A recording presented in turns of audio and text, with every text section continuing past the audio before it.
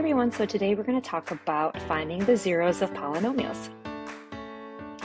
So one thing to remember is that anytime you have imaginary zeros, they always come in pairs. So even if we don't tell you that there are two zeros for imaginary, like you need to understand that. So with this question, when you are told that 2 root 3i is a 0, you also need to know that negative 2 root 3i is a 0.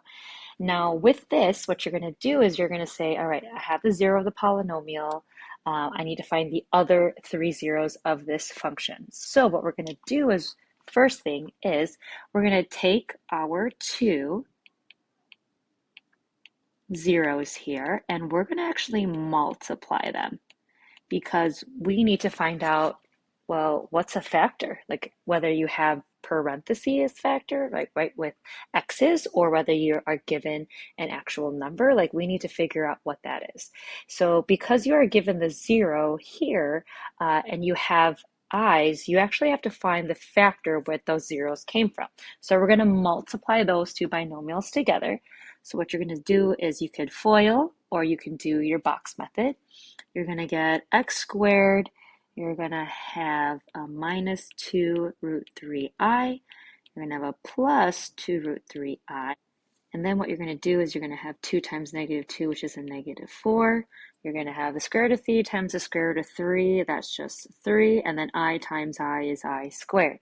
So now let's go ahead and see what's going on. Remember, I squared is the same thing as negative 1, and then negative 4 times 3 is a negative 12. So this is going to become a positive 12. My I terms should cancel, and then we're going to get our x squared, and we're going to put it down here. So what you have here is your factor. So this is the factor of the polynomial. So now what you're going to do is, because you cannot do synthetic division because it's not linear, what you're going to have to do is you're going to need to do long division. So we're going to do long division here. And then we're going to have our x squared, and then our 0x, because I'm missing a term, and then plus 12. This is the factor. And then what we're going to do is we're going to have our polynomial. So x to the 4th minus 4x cubed plus 11x squared minus 48x minus 12. All right, so what we're going to do is we're going to say, okay, I'm going to take my first term and I'm going to divide it by the first term of my divisor. So I have x to the 4th divided by x squared. That gets me just an x squared. And then you're going to multiply. So I've got x to the 4th. I have a 0x cubed. And I have a plus 12x squared. Remember that you are going to be subtracting. So I have negative 4 minus 0. That's just negative 4x cubed. I have 11 minus 12, which gets me a negative 1x squared.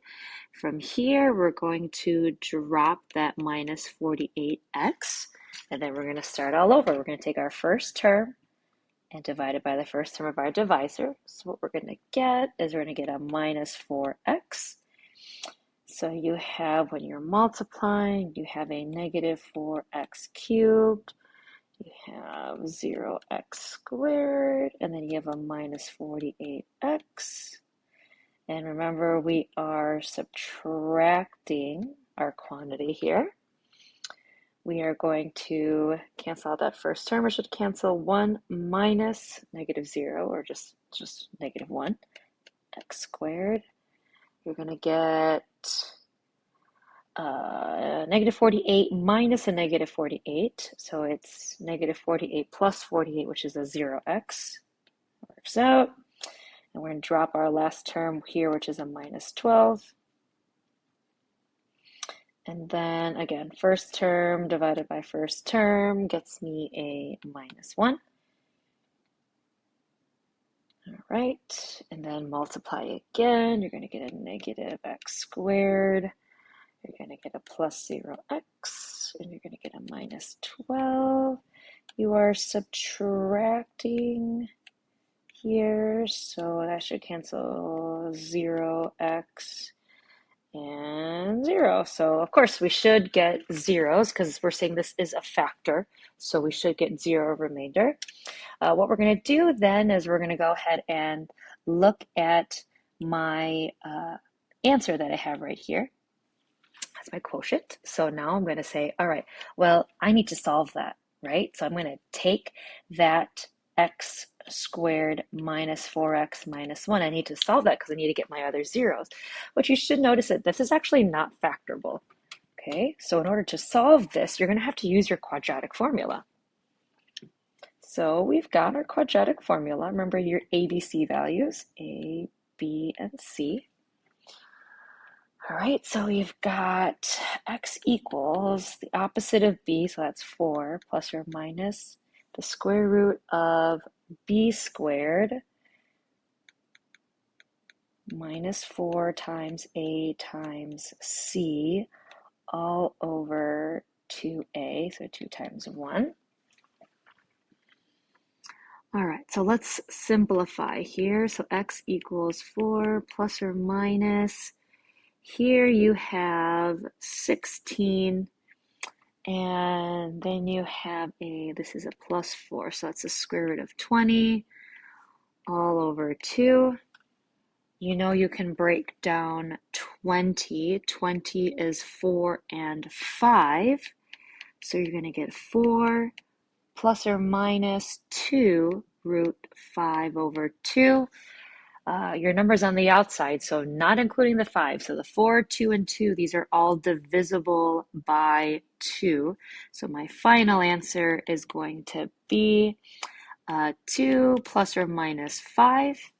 And then you had the zeros that were coming originally from your question, and that is plus or minus 2 root 3i.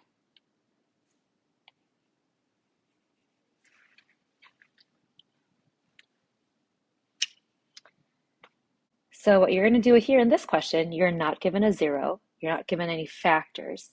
So what you will need to do is you're going to need to graph, right? You're going to need to graph in your calculator in the y equals, and you're going to have to find what's a real 0. Okay, now a real 0, remember, is your x-intercept. Okay, so if you look at the picture here, this is what the graph is going to look like. Now what you will notice is that you have a real 0 at x is equal to 4. So at 4, you have a 0. Now what you see in this picture here is that you actually have a multiplicity of 2 because when you look at your graph, it actually bounces. So it stays on one side, so above your x-axis, touches x equals 4, and then it bounces. So you have a multiplicity of 2. So what you're going to do is you're going to use that x is equal to 4, and you're going to use synthetic division. So because you have a multiplicity of 2, you're going to use that 4 twice in synthetic division. Now your goal is, because you have an x to the 4th, when you do synthetic division, if you do it twice, it'll get you to an x squared or a quadratic, which then allows you to say, okay, well, I can solve something that's a quadratic. So here we go. We're going to start with 4. That's our 0. We're going to put our 1, negative 8, 17, negative 8, and 16. And here we go. So we're going to drop the 1. We're going to multiply. That gets you 4. Add down. Multiply across. Negative. We're going to add down. We're going to multiply. We're going to add down. We're going to multiply. And we get 0, which is what should happen because we have an actual 0. So it should get you a remainder of 0. We're going to use 4 one more time with the same set of numbers, and we're going to do synthetic division again. So we're going to go ahead and we're going to drop the 1, multiply, you're going to get 0, you're going to multiply, add down, multiply, and then get 0. So you start at x to the 3rd power. What you're going to see is that you're going to have an x squared, an x and then your number. So this is x squared plus 1. Okay, so what we're going to do is we're going to set this equal to 0. We're going to subtract 1 from both sides. We're going to take the square root. So x is equal to, you're going to have a plus or minus. The square root of a -1 is I. So here, when you get your answers as your zeros, you're going to have x is equal to plus or minus I.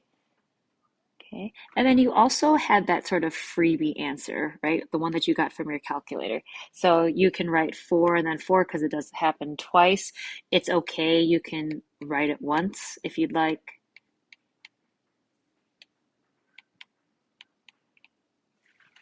Okay, and here are your answers for your zeros for this polynomial.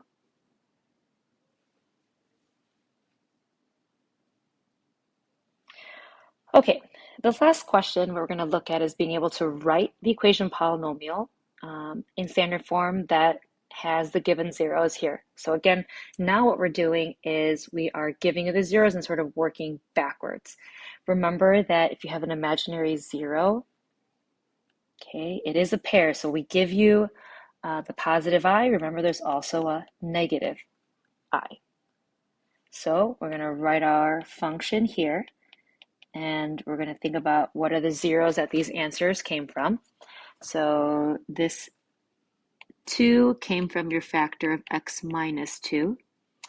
The 5 came from the factor of x plus 5.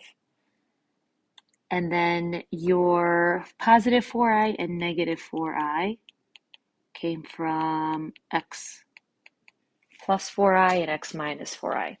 What's important for you to do first is you're going to multiply these first together because your i's are going to end up canceling. So when you do that, you're going to get x squared plus 4ix minus 4ix, and then minus 16i squared. Remember that I squared is the same thing as -1.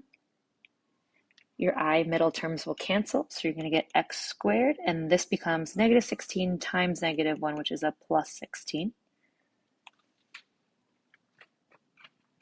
What we're going to do now is we're going to multiply these, again, FOIL or box method. So we're going to get here is x squared plus 5x minus 2x minus 10. We're going to combine our like terms and get 3x minus 10. So we're going to go ahead and multiply these two together. And when we do that, again, you can use distribution. That's perfectly fine. You can also use box. And you're going to make a 2 by 3 box because you have 2 terms times 3 terms. And if this will help you to make a box, it's just kind of nice to keep everything organized. So you're going to have x to the 4th. You're going to have 3x cubed. You're going to have a negative 10x squared. You're going to have 16x squared. You're going to have 48x squared. You can have negative 160. All right, so when you look at these questions, what you're going to see is that you actually have something that you can combine. That's the negative 10x squared and the 16x squared. Everything else you're not able to combine together. So as you write your final answer of your polynomial, you're going to have x to the 4th plus 3x cubed. You're going to have a plus 6x squared, a plus 48x, and then a minus 160.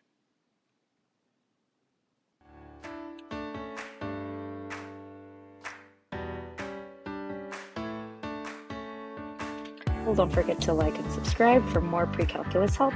Thanks for watching and have a great day.